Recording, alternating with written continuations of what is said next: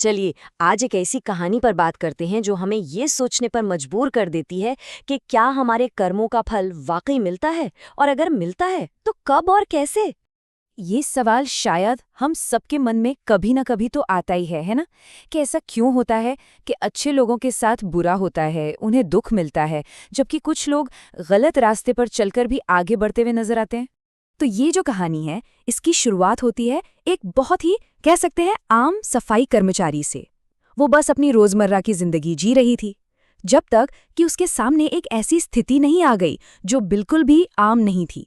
तो जरा सोचिए, एक महिला है, वो एक पब्लिक टॉयलेट की सफाई कर रही है, मतलब रोज का काम, एक बिल्कुल ही साधारण सा दिन। पर तभी उसे कुछ ऐसा मिलता है जिसमें उसकी पूरी दुनिया को हमेशा के लिए बदलने की ताकत थी। और वो चीज क्या थी? उस बैग के अंदर थे पूरे 5 करोड़ रुपए। जी हाँ, 5 करोड़। एक इतनी बड़ी रकम जो ना सिर्फ उसकी बल्कि उसके पूरे परिवार की सारी सारी मुश्किलें हमेशा के लिए दूर कर सकती थी। अब यहाँ एक पल के लिए रुकते हैं और सोचते हैं, किसी के सामने अगर इतनी बड़ी दौलत आ जाए जो उसकी सारी परेशानियों का हल हो, तो वो इंसान क्या करेगा? ये एक बहुत बड़ा नैतिक सवाल था जो उस महिला के सामने खड़ा था। लेकिन उसने क्या किया? उसने एक पल भी नहीं सोचा और ईमानदारी का रास्ता चुना। उसने वो सारे पैसे उसके असली मालिक को लौटाने का फैसला कर लिया। पर असल सवाल तो ये है कि इतनी बड़ी रकम देखकर भी उसका मन क्यों नहीं डोला? क्या वजह थी? और उसकी वजह उसकी सोच में छिपी थी। वो कहती है, मैंने पिछले जन्म में जरूर कोई पाप किया होगा जिसकी वजह से मुझे अब दुख पाना पड़ रहा है। मैं और पाप करके अपने लिए और दुख पैदा नहीं करना चाहती। मतलब ये सिर्फ ईमानदारी की बात नहीं थी, ये सोच उससे कहीं ज्यादा गहरी थी। ये सीधे सीधे कर्म के सिद्धांत से जुड़ी थी कि इस जीवन के काम हमारे अगले जीवन का फैसला करते हैं। और यहीं से ये कहानी हमें एक बहुत बड़े फलसफे, या कह लें कि एक दार्शनिक विचार की ओर ले जाती है। वो विचार है कर्म के हिसाब किताब का, जिससे हम एक तरह का कॉस्मिक बैलेंस शीट भी समझ सकते हैं। तो ये कर्म का लॉजिक आखिर है क्या? देखिए, ये एक ऐसा विश्वास है कि आज हमारी जो भी हालत है, जो भी परिस्थितियां हैं, वो हमारे पिछले जन्मों में किए गए कामों का ही नतीजा है। मतलब एक तरह का हिसाब किताब है अच्छे और बुरे कर्मों का, जो हमेशा बैलेंस होता रहता है। ये जो दुनिया में हमें कभी कभी अन्याय दिखता है ना, ये उसे समझने का एक तरीका देता है। और ये स्लाइड ना इस आइडिया को बहुत अच्छे से समझाती है। देखिए, इसे 2 हिस्सों में बांटा गया है। एक तरफ वो अच्छे लोग हैं जो दुख झेल रहे हैं, कर्म के सिद्धांत के हिसाब से वो अपने पिछले जन्म के बुरे कर्मों का कर्ज चुका रहे हैं। और दूसरी तरफ वो लोग हैं जो शायद उतने अच्छे नहीं हैं, पर फिर भी फल फूल रहे हैं। तो कहा जाता है कि वो अपने पिछले जन्म के अच्छे कर्मों का जो क्रेडिट है, उसे इस्तेमाल कर रहे हैं, उसे खर्च कर रहे हैं। तो चलिए, ये तो हुई सिद्धांत की बात। अब वापस कहानी पर लौटते हैं और देखते हैं कि उस महिला के उस एक फैसले का आगे चलकर क्या नतीजा निकला।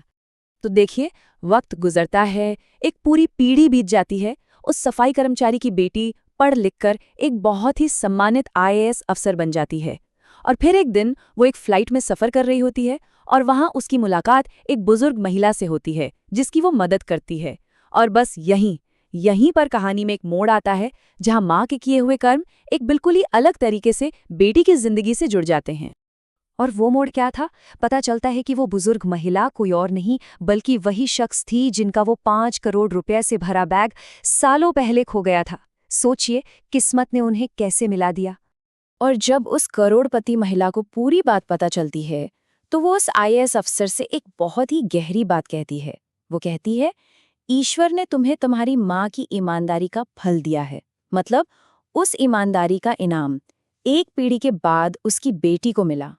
तो देखिए, ये जो पूरा कर्म का फलसफा है, ये कोई नई बात नहीं है। ये इसी तरह की कहानियों और हमारे ग्रंथों से निकला है, जो पीढ़ियों से हमें सही और गलत का पाठ पढ़ाती आ रही हैं।